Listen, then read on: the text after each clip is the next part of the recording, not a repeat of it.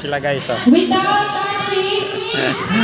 Hururan na. Ayan, hururan. Basta hindi pwedeng magdikit yung lips. Tapos, isa lang yung huhula. Okay?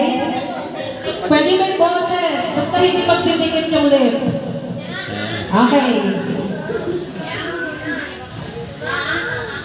Okay. Okay na. Sino huhula? Isa lang. Ikaw hula. Sure ka may execute nila maayos.